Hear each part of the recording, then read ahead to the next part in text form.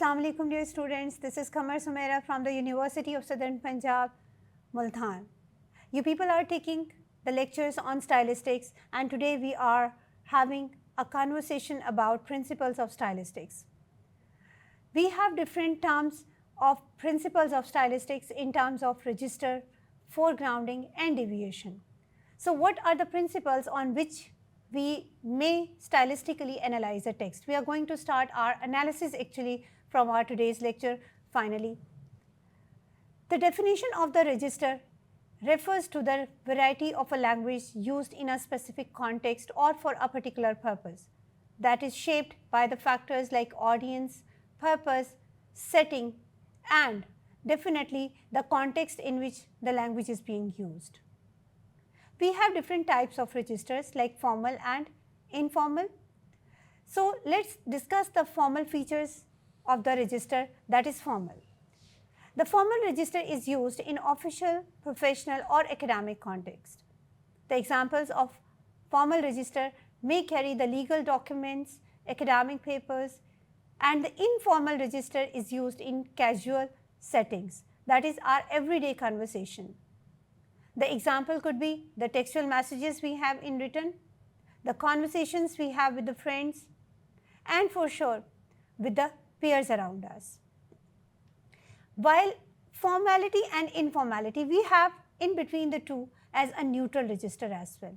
That is a balanced language suitable for a wide audience. It means that register is applied to the synonymous or anonymous language audience whose appearance we have no idea, but we know the language norms of that one particular register audience. Examples could be the news reports and the instructional manuals. If you have ever observed, we all can understand the language of a news. We all can understand the instruction manuals that comes up with some object or the product as a guideline to us. Same is the case with the announcements on the different stations like bus station, like airport, or like the kind of commentaries we have with the sports as well. That is also called a neutral register, because sometimes you follow the formality and sometimes you are not following the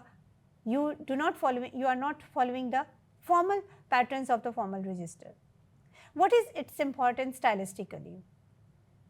It is important for understanding and helping for analyzing how language choices reflect the context and purpose of communication. It also influences the reader's perception and engagement with the text. So if you understand the registers concept, it's much important to take or to bring some examples in your mind with regards to the register. Talking about the foregrounding, that is our second principle. It means at the first level we are going to analyze any text, what kind of register we have been given for analysis, for stylistic analysis. The second one is foregrounding, and it is not a single term that we explore. It has a combination of many things that we have so far read in our stylistic analysis, because it is a collective thought of using all our knowledge about stylistic devices.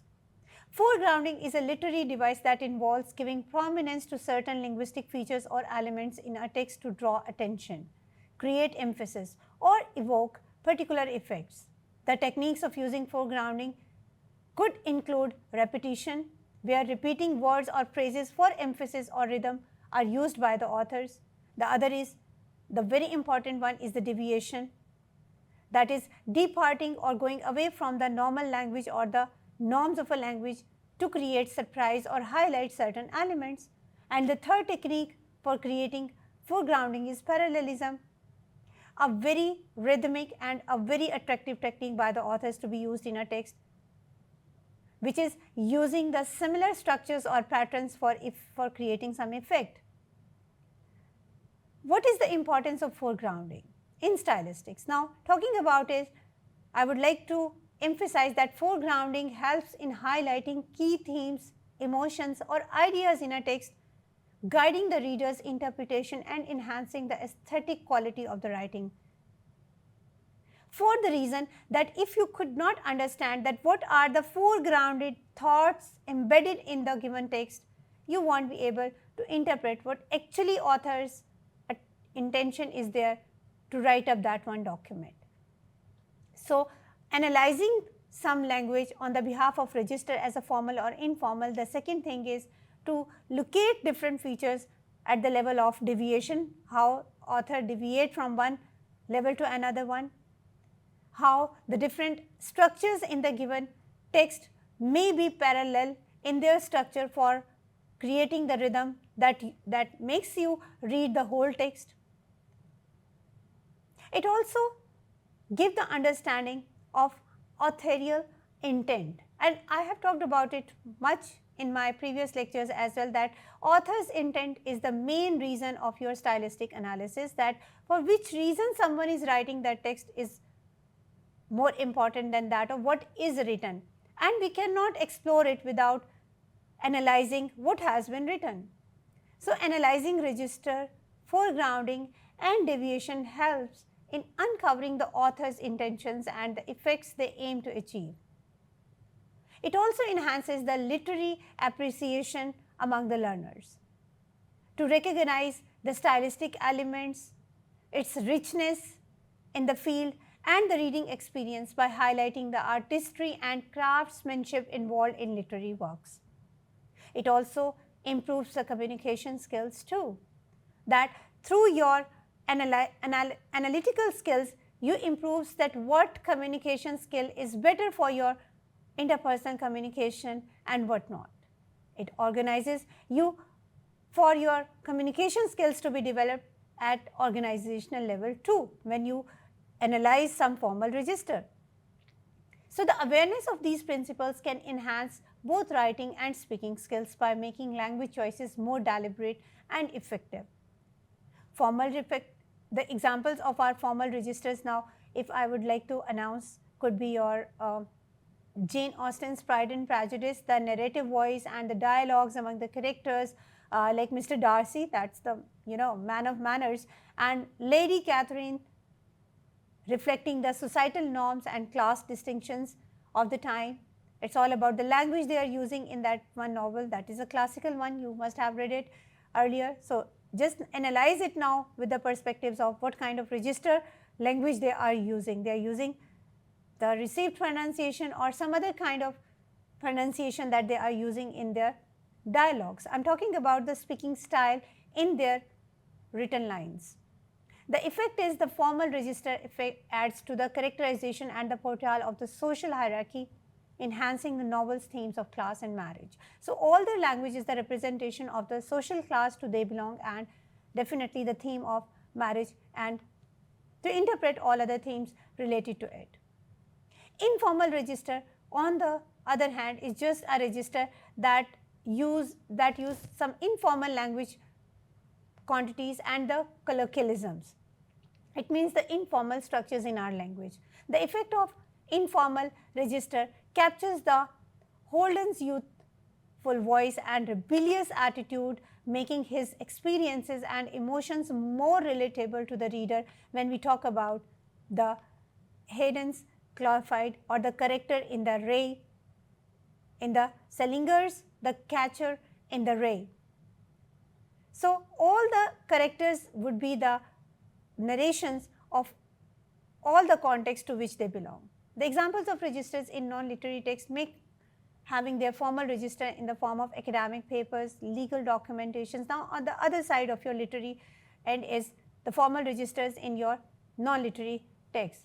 So, the academic papers, the documents, the legal documents that we have, the legal reports, the official reports use a formal register to convey authority, precision and professionalism. We all know that they have a proper setup to develop, they have a proper format to develop, and then there is no compromise over the use of language in all those business or might be organizational reports. Academic as well. The effect of the formal register ensures clarity and credibility, making the content more persuasive and reliable. The informal register, on the other hand, in our non-literary setting could be the social media posts, textual messages, the casual conversations we have, the interviews we have that are unstructured, often used as an informal register. So, including slangs, abbreviations, emojis in our written text could be a form of your informal written register for a non-literary text. The effect of informal register fosters a sense of familiarity and connection, making communication more engaging and personal. So, it means it is not formal anymore, it becomes your personal attachment with the person you are chatting with or you are having a conversation with. Technical register is another kind of register which we haven't talked about so far, that it is a scientific register that could be the form of an article, the technical manuals and the medical reports. Using the technical register means a technical field language. So, incorporating specialized vocabulary and jargon would affect on this technical register. The technical register ensures accuracy and efficiency in communication among the professionals, though it may be less accessible to non-experts. The importance of register in communication is that it awares its audience, choosing the appropriate register that helps them out in effectively reaching and engaging the target audience. The purpose is that the register can enhance the purpose of the communication, whether it is to inform, persuade or to entertain the audience. That these are the three main functions that for which any presentation, any speech, any written material could be written or spoken discourse is developed. It also creates understanding the context, that is a crucial one for selecting the right register. So, ensuring that the message is conveyed appropriately, analyzing register in text tone contributes to the tone of the text, influencing how the message is perceived by the reader, and the choice of the register in the form of a style is a key element of the author's style, reflecting their voice and attitude. The register's effectiveness also evaluates the effectiveness of the register that is involved, considering how all these things would contribute to develop our particular form of a language. So, through register we have come up that we have English, for example, one language, but we have different areas of its usage in our different contexts. So, depending on the formality and informality or the technicality, we do have our different conversation styles as well. That contributes to our communication skills for sure. So, talking about much about this, these principles, we would be there for analyzing some text on the behalf of all these principles to be added. Till that time, stay blessed, have a nice day.